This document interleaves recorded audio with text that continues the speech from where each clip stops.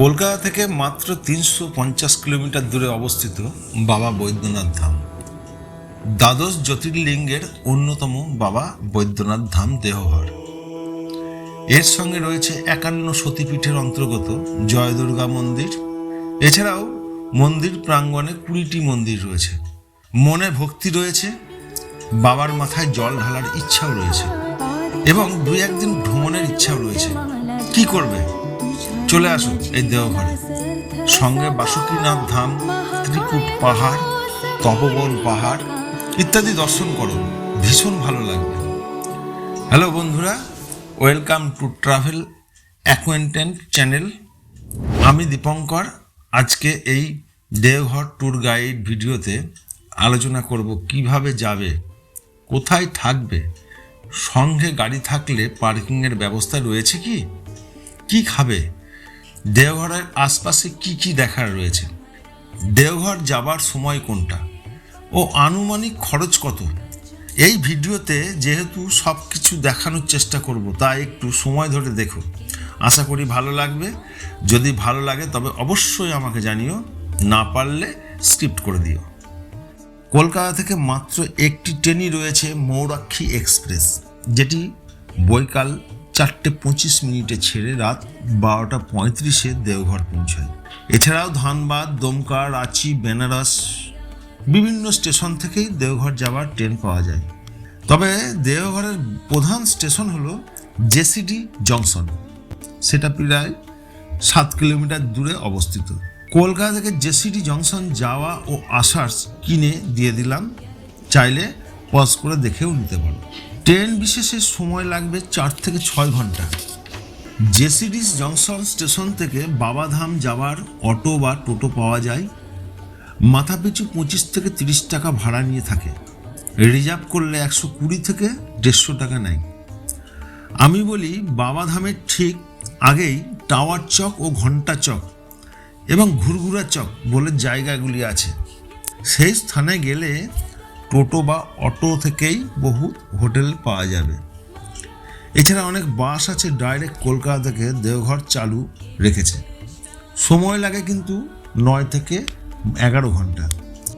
ভাড়া জনপ্রতি 800 টাকা থেকে শুরু। আবার হাতে যদি সময় কম থাকে প্লেনেও যেতে পারো। বাবা বৈদ্যনাথ এয়ারপোর্টে নামতে হবে। বাবাধাম থেকে এয়ারপোর্ট ডিস্টেন্স 8.5 কিলোমিটার। কলকাতা থেকে ভাড়া কম বেশি 2500 টাকা থেকে শুরু। থাকবে কোথায়? ঘণ্টাঘর বা টাওয়ার চক, ঘুরঘুরা চক, বাবা বৈদ্যনাথ মন্দিরের আশপাশে বহু হোটেল পেয়ে যাবে। আশ্রম পাবে, গেস্ট হাউসও পাবে। হোটেলের পরিষেবায় অ্যাটাচ টয়লেট, ওয়াইফাই, গিজার, পরিচ্ছন্নতা ইত্যাদির উপর নির্ভর করে 400 থেকে 4000 পর্যন্ত হতে পারে। টাওয়ার চক থেকে মন্দির হেঁটেই যাওয়া যায়। শিবগঙ্গা পাশে থাকা হোটেল তুলনামূলক দাম একটু কম। এখানে স্বল্প মূল্যের থাকার ব্যবস্থাও আছে। ভারত সেবাশ্রম সংঘ, রামকৃষ্ণ আশ্রম ও অন্যান্য অনেক আশ্রম আছে। অনেক আশ্রমেই কলকাতা থেকে বুকিং করা হয়। আমি যে সময় গিয়েছিলাম হোটেলে থাকার স্থানে একটু চাপ ছিল, তাই বাবা মন্দির থেকে 1 কিলোমিটার দূরে সার্কুলার রোডে অবস্থিত ঘুরঘুরা চক মঙ্গলম গেস্ট হাউসে উঠেছিলাম। সেটিও বেশ ভালো। ভিডিও স্ক্রিনে তাদের কথোপকথন আমি দিয়ে দিলাম, দেখে নিও। देवघर में है हमारा ये मैरिज वाटिका, घुरघुरा मोड़ के पास। 11 रूम है हमारे पास, फर्स्ट क्लास रूम है, गर्मी में एसी, और उसका प्राइस है किराया मैक्सिमम 2000। एक रूम का? हाँ, हर प्रकार का ठंडी में सुविधा दिया जाता है। रूम में कंबल, खाने का सुविधा, हर चीज़ हमारे पास उपलब्ध है। जो भी आप चाहेंगे आपको मिल जाएगा। कॉन्टैक्ट नंबर है 7678846585। हमारा रूम, इस होटल का रूम, सारा रूम इसी तरह आपको मिलेगा। और आप लोग आइए देवघर में, हमारे घुरघुरा मोड़ के पास ये होटल है। तो आप लोग आइए और इस होटल में रूम लीजिए और आप लोग इस होटल को देखिए कि कैसे है आपका साफ सफाई इसमें, और आपको अब बाथरूम की ओर ले जा रहे हैं।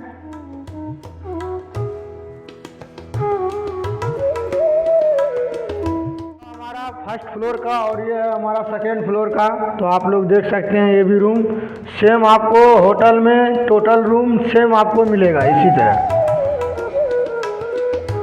হোটেল ও আশ্রমের অনেক ফোন নাম্বার আমি স্ক্রিনে দিয়ে দিলাম, স্ক্রিন সেভ করে দেখে নিও।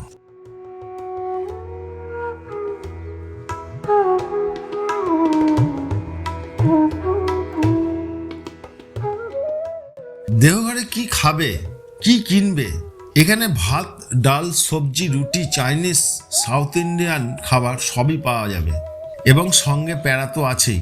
দেওঘরের বিখ্যাত প্যারা সঙ্গে পাবে। আমার আরেকটা জিনিস ভীষণ ভালো লাগলো, এখানে মেয়েদের হাতের বিভিন্ন রকম চুড়ি রয়েছে, যেটাও মন ভুলিয়ে দেবে।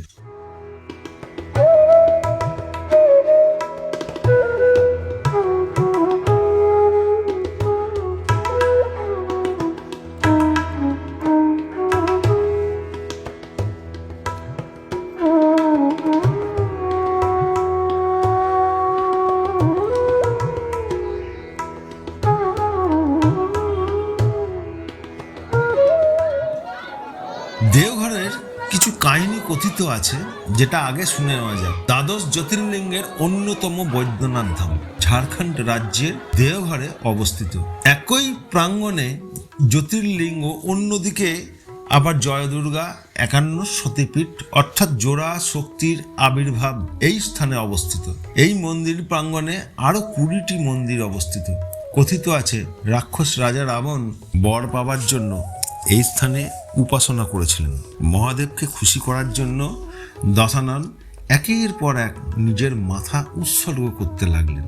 শেষে মাথাটি কাটতে কাটতে যখন শেষ মাথাটি কাটার জন্য প্রস্তুত হন, তখন আহত রাবণকে মহাদেব সুস্থ করার জন্য বৈদ্য বেশে রাবণের শুশ্রূষা করতে, অর্থাৎ তিনি বৈদ্য বেশ ধারণ করেছিলেন। এই থেকেই স্থানের নাম বৈদ্যনাথ ধাম। আবার অনেকে রাবণেশ্বর বৈদ্যনাথ ধামও বলে থাকেন।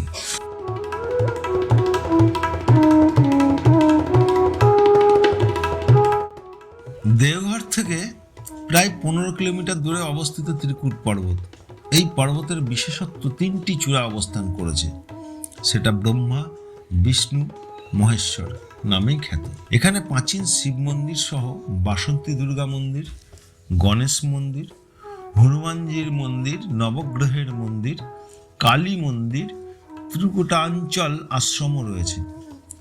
প্রথমে বৈদ্যনাথ ধাম দর্শন করে ভক্তরা 341টি সিঁড়ি ভেঙে এই শিব মন্দির দর্শন করতে আসেন। এই স্থান থেকে প্রত্যেক শনিবারে বেলপাতা নিয়ে বৈদ্যনাথ ধাম বাবার মাথায় দেওয়া হয়। এখানে রোপওয়ে ফেয়ার প্রায় 130 টাকা করে। 2022 সালে দুর্ঘটনার পর কিন্তু বন্ধ রয়েছে। এখানে ট্রেকিংয়ের ব্যবস্থাও আছে, তবে আমি একটু বয়স্ক লোকেদের যেতে বারণ করব। তোর থেকে গন্ডার জল বেরিয়ে আসে, মানা হয় এই জল খেলে অনেক ব্যাধিও সেরে যায়।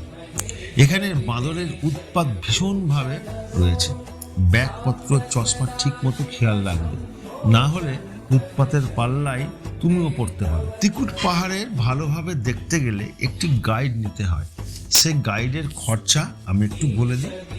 জনপ্রতি 160 টাকা করে ওরা নিয়ে থাকে, আর যদি 2 থেকে 4 জন হয়ে থাকো তাহলে কিন্তু 260 টাকা ওরা চাইবে। আর সম্পূর্ণ পাহাড়টি যদি দেখতে চাও, সময়ও অনেক লাগবে, প্রায় 4 থেকে 5 ঘন্টা, তাহলে কিন্তু ওরা 1400 টাকা নিয়ে থাকে।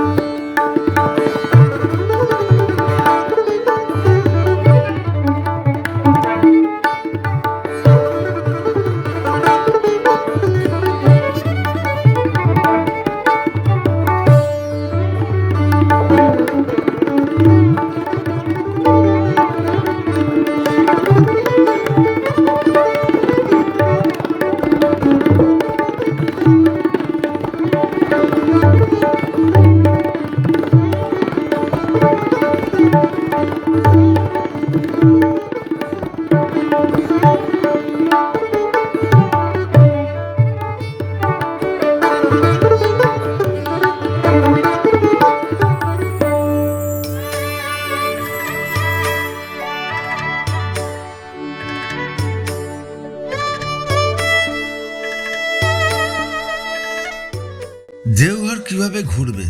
ভালো জিনিস সব থেকে হচ্ছে অটো বা টোটো করে যেতে পারো, তবে আমি বলবো অটো করেই যাবে, কারণ অটোতে গেলে খুব তাড়াতাড়ি প্রত্যেক স্থানে পৌঁছতে পারবে এবং উঁচু নিচু থাকার জন্য সুবিধাও হবে।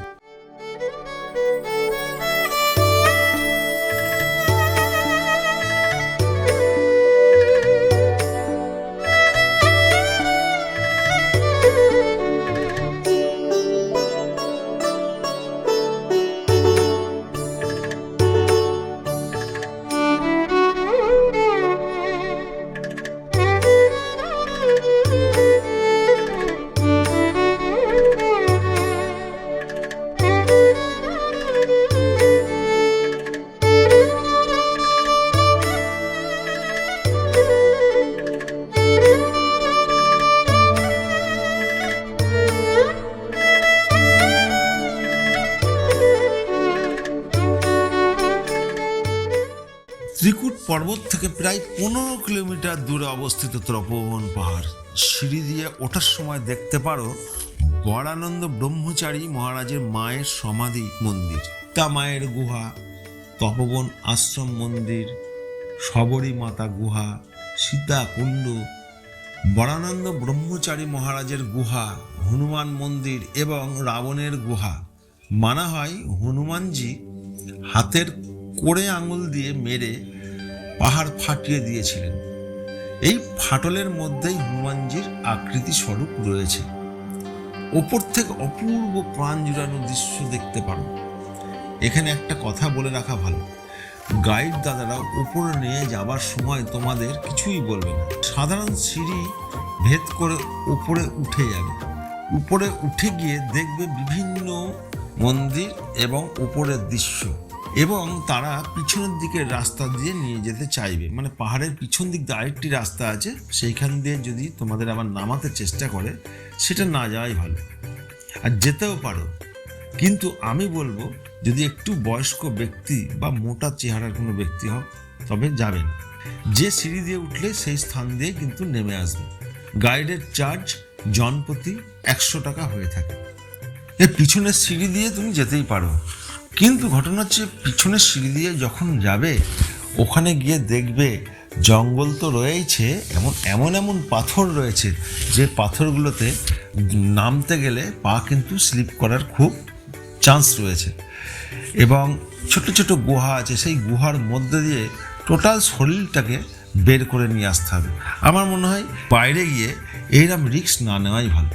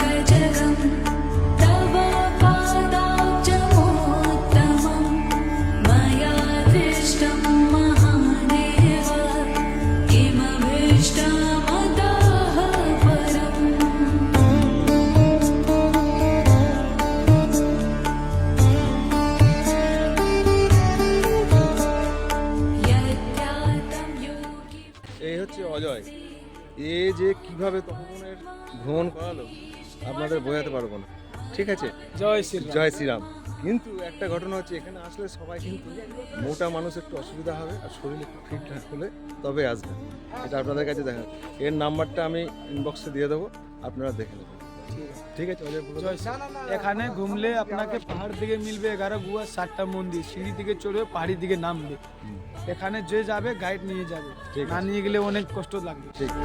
मया दृष्टं महादेव किमभीष्टमतः परम्। নলাখা মন্দির দেওঘর প্রাঙ্গণ থেকে প্রায় 3 কিলোমিটার দূরে অবস্থিত 146 ফুট উঁচু এই রাধাকৃষ্ণ মন্দির কলকাতার পাথুরিয়া ঘাটার রানী চারুশীলা দেবী তৈরি করেছিলেন।